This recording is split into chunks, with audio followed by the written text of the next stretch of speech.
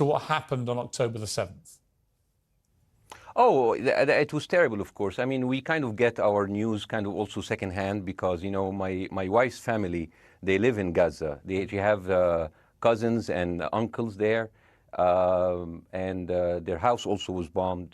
We haven't been able to communicate with them for the past 3 days. Communication are lost. So we don't know actually what is the, how are they doing, but, you know, we're used to that. I mean, it's just like, it's very repetitive. We're used to that. We're used to them being bombed every time and moving from one place to the other. You know, it's just like those Palestinians, they're very dramatic. Israel killing us. But they never die. I mean, they always come back. You know, they're very difficult to kill, very difficult people to kill. I know because I'm married to one. I tried many times, couldn't kill her. I mean, there's a dark humor there, and I understand why, because Oh, it's not dark humor.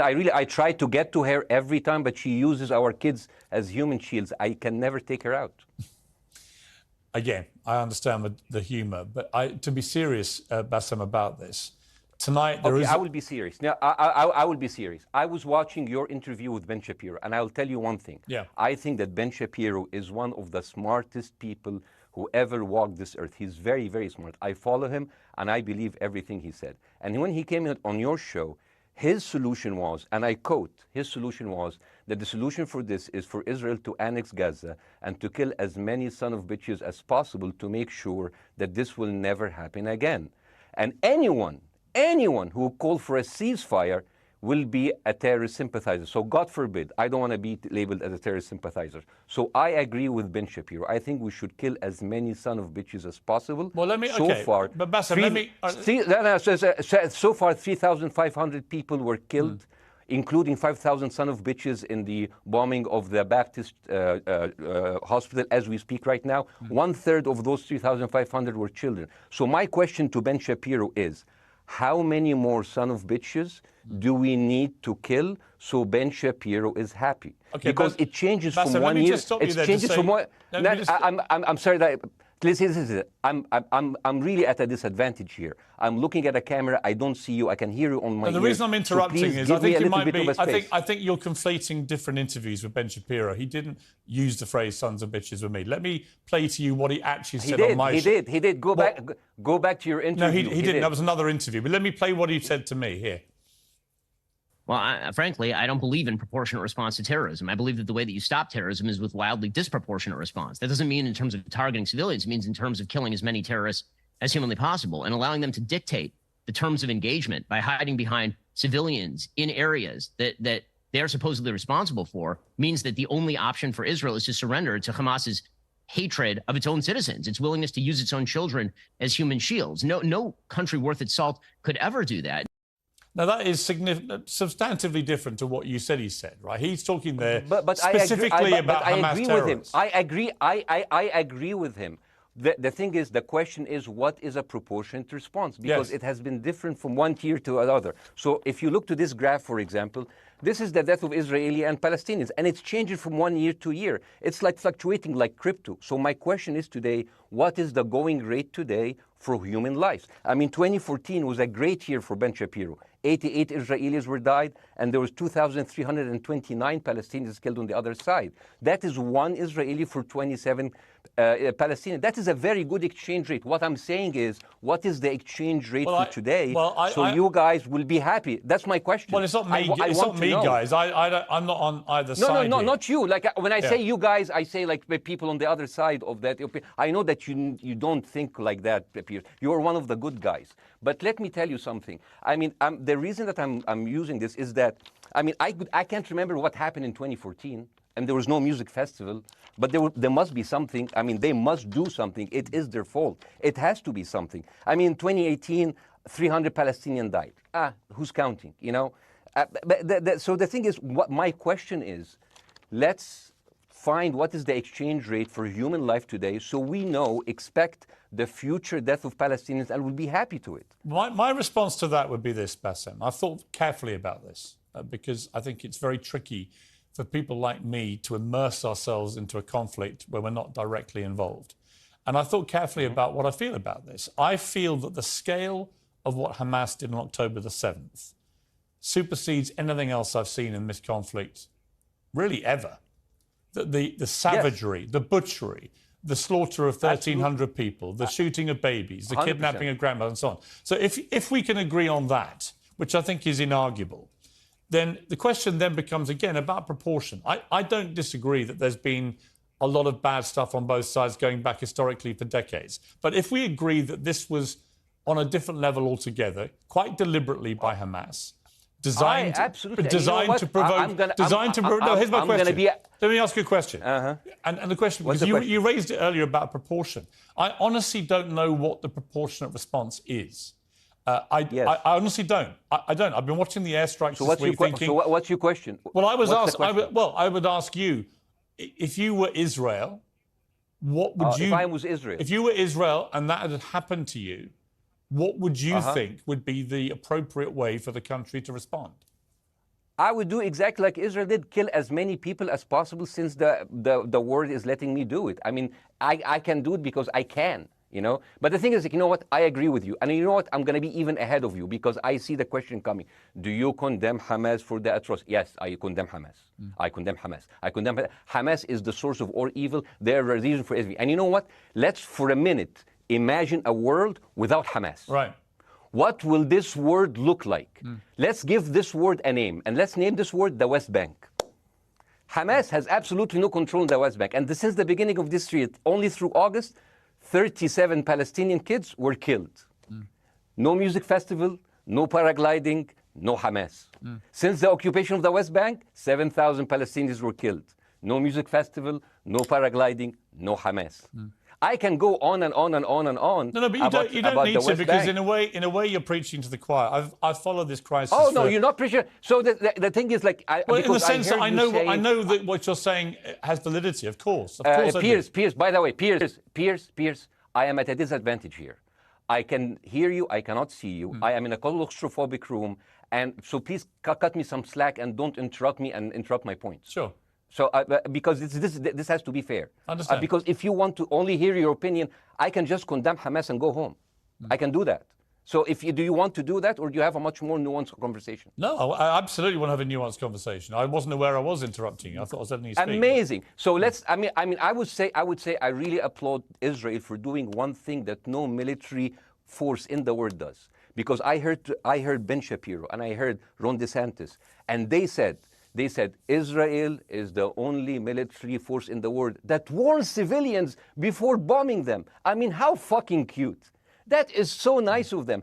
Because with this logic, if Russian troops started warning Ukrainians before bombing their houses, we're cool with Putin, right? I mean, okay, Habibi, you have warned them, go invade. It's fine. You have done your job. I mean, the thing is, and I understand, and I also heard Ben Shapiro talking about Human Shield. So you remember my wife's family, they live in Gaza. So I asked them, I told them, when Israel give you the nice warning, the cute warning, does Hamas force you to stay in your home so you can be bombed and use as Human Shield? You know what, Hassan here, my wife's cousin, he's a loser, you know. He told me, you know, when I asked him, does that happen? He told me, no. The lying son of a bitch lied to me. I told him, you don't understand. Ben Shapiro and Ron DeSantis keep saying that Israel warned you and Hamas asked you to stay put. So I told you, he's a loser. He never kept a job. He even failed in all of the interviews to become like a Human Shield. I would believe Ben Shapiro. Let me ask you this, So let's go with that. No. Let me ask you this. At some point, I must be able to ask you questions. It's not a monologue for you, Bassem. If we agree that for the 14,000 casualties, I mean, who's counting, are Human Shield, does that mean that every single one of those civilians was standing, obscuring a military target behind them? Because that's a lot of weapons. I mean, Hamas is packing. No, of course it doesn't. And look, it doesn't. So there's some collateral damage. Lots of collateral damage. Yes. It's fine, yeah. You kill some to save some and then kill some more. Yeah, I agree. Yeah. Well, let me ask you this. Again, it comes back to proportionate response. When the world decided it had to get rid of ISIS because of the appalling butchery they were carrying out, it did so by also killing, very sadly, a lot of civilians along the way by doing airstrikes against places which But killing civilians are inevitable. You said that in the beginning. My point is, it's inevitable. Yeah, but once decided that they want to get rid of Hamas, and Hamas is embedded with civilian population, I'm very concerned about Yeah. what's going to happen next. I've written a column tonight saying, Yeah, I remember the absolutely. Iraq And the War, thing which is, I opposed, right? I remember all this. So my question for you is, I know. what would Yeah, I you know. think would be an appropriate response by Israel to what happened? Well, these are years of disproportionate responses of Israel. Right. Did it solve the solution? Did it solve the problem? Did it work before, so it will work? What will be the surprise this time? What will be the twist that will make this work this time? What? What will be different this time? Seriously, I mean, like, this is only the last 15 years. I mean, because it's too many papers. I just got this. But how will this be different? And the thing is, I am so glad in the introduction that you mentioned the Iraq War. I applaud you, Piers, for saying that, because you were honest about it. You said that spreading lies like WMDs made people look at those people as less of humans, and they would accept the death of 1 million Iraqi, whether by sanctions or by invasion, right? You are a good man. This is amazing. And you know what is similar? Is when you spread the lies of 40 decapitated babies, although it was refuted. So what happens when people hear that, killing babies is horrible. But when you say decapitated 40 babies, you are planting a certain image Well, who with has a said certain that? trigger in people's mind. Who has said that? Who has said 40? Who has said that? You has have said that? 40 decapitated. Who has said you that? You have repeated. No, I haven't. What? I've never said that. You haven't said on your show 40 decapitated No. babies? Never. Ben Shapiro didn't say it? No. Ron DeSantis didn't say Nobody it? has said- Okay, Pierre, No, they nobody haven't. said it? No. Oh, okay, maybe I am wrong. Decapitated. Here's you're the thing. wrong. I've never said the that. thing, what happened, no, you're wrong. But the thing is, the same thing is happening in Iraq. Ben Shapiro once tweeted, not even about Gaza, about the West Bank, when Israel continued to build the illegal settlement. He said, 2017, Israel likes to build things, and Arabs, not Palestine, not Hamas, Arabs like to bomb crap and live in open sewage. Yeah, I thought that was very ill-advised thing to say. The Israeli defense minister, he said, those are human animals. And the thing is, Ben Shapiro should know better, because, long before the Holocaust, before Jewish people were thrown in the gas chambers, the Nazi propaganda called them rats. Now, as a human being, I will never accept that another human being being thrown into a gas chamber, but a rat, kill 10. Kill 1,000, 3,500. They are son of a bitch. They are human animals who live in open sewage and decapitate babies. And because of that propaganda, Mr. Morgan, that guy in Illinois, the 71-years-old guy, he killed, stabbing the 6-year-old Palestinian kid in Illinois 26 times. And he used to play with him. They used to be friends. But he went in, marching into their apartment, stabbing his mother and killing him, shouting, all Muslims could die. Yeah. It took you 80 years to change one word from Jewish to Muslim. And then you transferred your guilt to us and took away our land. Bassem, let me ask you a question. That deal sucks, man. Let me ask you a Yeah. question. How do we get from where we are now to peace? Well, first of all, you need to change the perception. Nikki Haley, the American presidential candidate, said, we are in Israel in this because it's a fight between good and evil. Now, if you already decided someone is good, he can do no evil. And if you decided someone is evil, it's good to kill them. Killing them is good.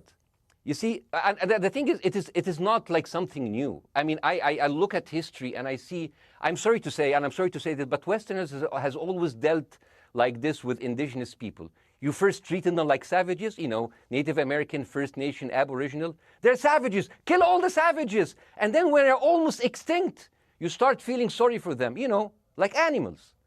So maybe the solution is that we kill as many Palestinians as possible, so the few of them that remains do not bother you. And maybe Netanyahu, when he lives for another 100 years, he'll become a tree hugger. Let me just challenge you on this. And he will campaign for preserving the three Palestinian. You keep talking about Westerners like me. Okay, so let me return the favor, okay? Hamas is dedicated to the complete eradication of Jewish people. I am not the spokesman for Hamas. I'm not saying you are. Why do you keep... I'm not saying you are. are. I'm not their spokesman. You're talking to me. I fucking hate them. Bassem, Fuck Hamas. Hamas. No. Are you happy? You're missing my point. You're talking in a generalized way about people in the West who always talk about Arabs as savages. I don't. No, no, no. I'm talking I never about have. America. About I actually Western led the media. campaign. I'm talking about West. You're missing my point. You're talking in a generalized way about people in the West who always talk about Arabs as savages. I don't. No, no, no. I'm talking I never about have. America. About I actually Western led the media. I'm talking campaign. about West. I led the media campaign in this when- country against the Iraq War. Okay, so I don't You see. I don't you are see one of people in the good Middle ones, East as Piers. savages. You But what are I would one say of is, the good ones. but what I would say am is, not talking about you. You're great. no, it's not about me You're being amazing. great. It's We about, love you. It's Wallahi. about the way Hamas behaved on October the 7th was like savages, like a pack of savages. It was the worst atrocity against Jewish people since Yes. the Holocaust. There has to be, Of course. there has to be a response. They- and my they question should be for you eradicated. is, my They question should for be you is, killed until the last notwithstanding one the of history, Bassem, what is the proportionate response? But I don't know. But there's no Hamas in the West Bank, and they're still dying there. So what's your excuse? I don't have any excuse. Okay. What's your explanation? Sorry. My earpiece went down. Listen, I don't make any pretense that this hasn't been a massive problem. Okay. Between Palestine and I- Israel I- going back to the mid-40s. We all know this, right? Piers, listen. I'm not saying that you're making excuses, but if you are adopting a certain point of view, you have to at least defend it. I'm telling you, there is no Hamas in the West Bank. What is the excuse? Not your excuse. What is the excuse to kill those people? Well, listen, this question of proportionality is one that... No. Answer my question. I've been answering your question. You answer mine. It's actually not my job to answer your questions.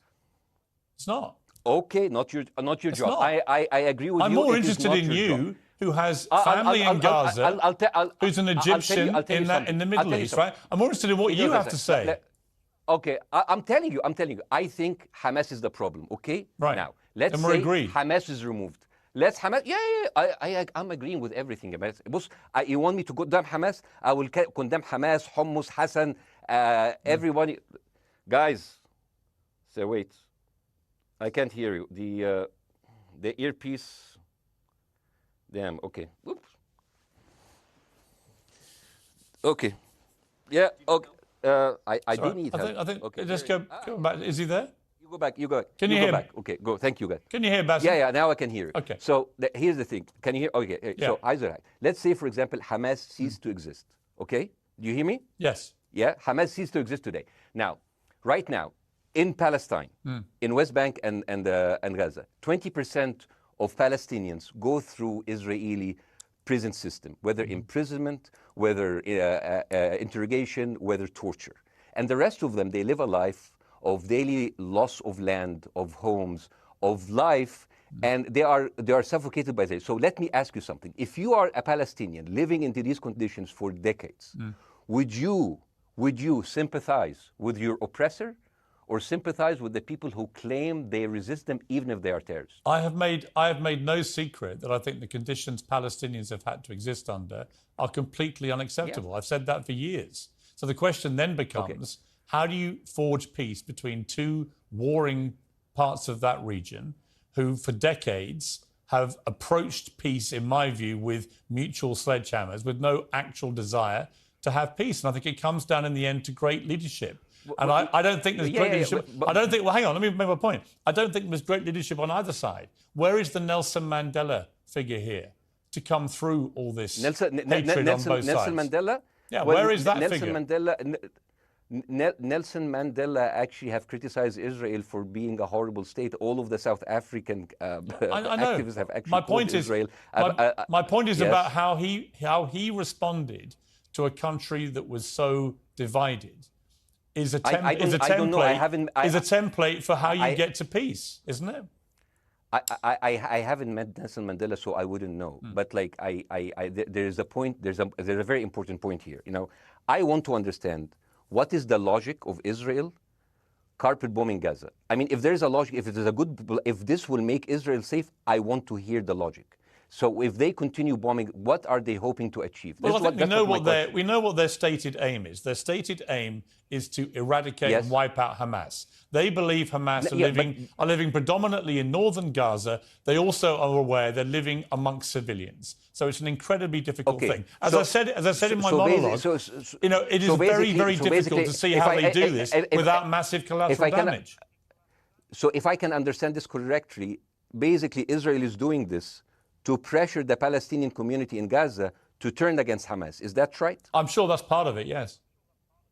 That's part of it. So this is exactly what terrorist organizations do, because terrorist organizations will have no chance beating a whole nation in battle. So they terrorize and they kill the civilians in order to spread fear and terror so they can turn against their government to change their policy or to resign. You have just compared Israel with ISIS.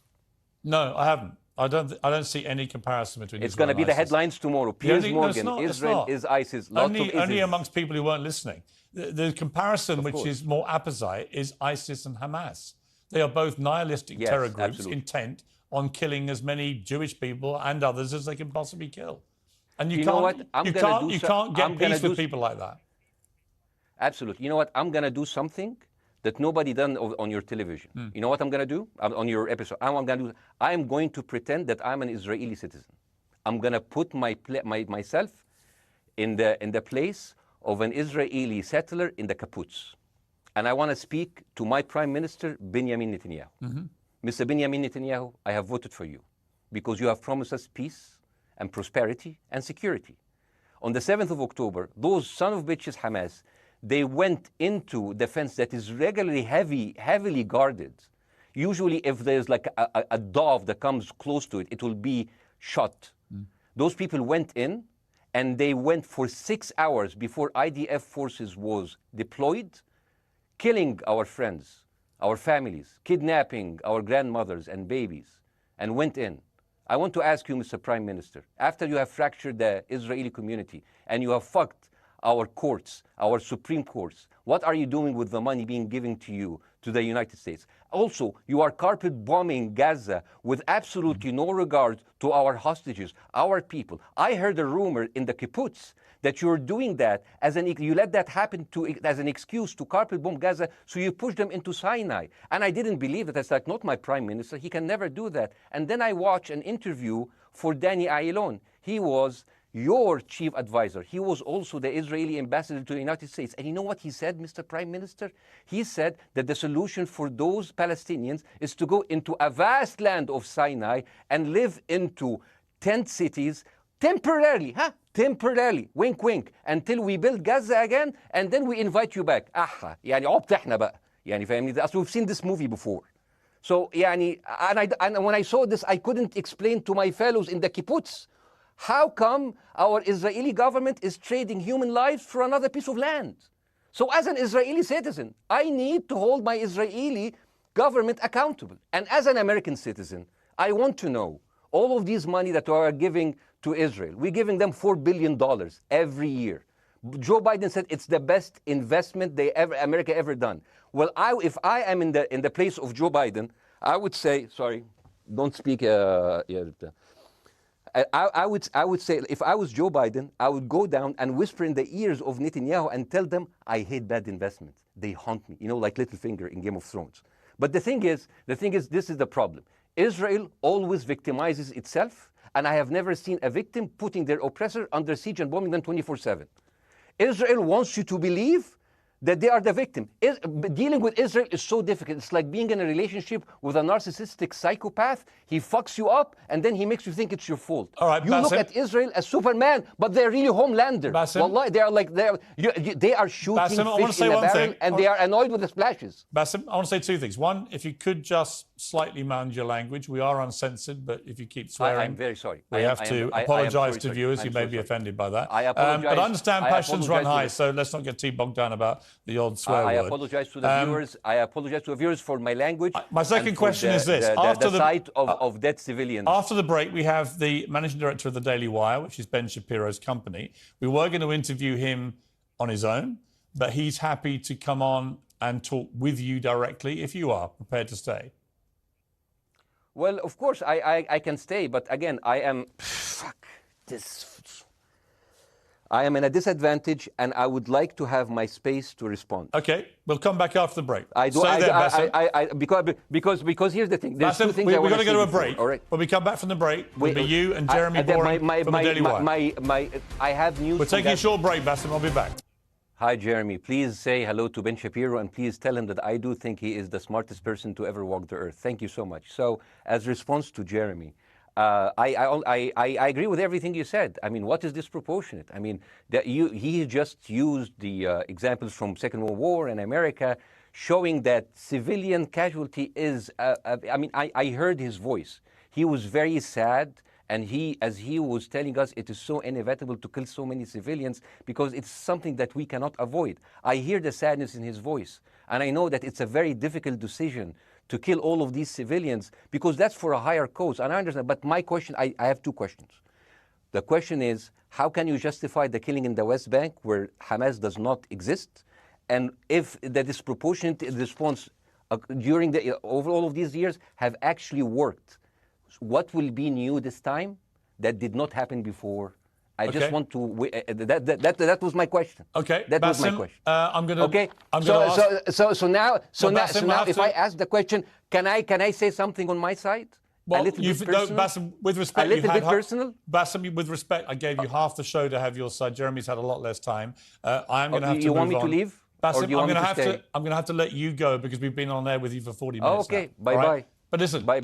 I would like to talk to you again, Bye-bye. and thank you for joining the program. I appreciate it. Oh, by the way, my wife's family is all right, and they sent us a house. It's bombed. It's beautiful. It's going to be a good like Halloween theme. So well, I'm very sorry for what your family are going through in Gaza, and I mean that very sincerely. By the way, I don't know. I don't know I don't know him. By the way, I haven't actually met them. They didn't even come to my wedding. They couldn't because they are stuck in Gaza. Okay. And she never saw them because Gaza is not a destination. Bassem, as I say, we hear their voices, and it's they die. It's fine. It's fine. Bassem, I wish your family all the very best. Thank you for joining me. I appreciate it. I don't. Thank you.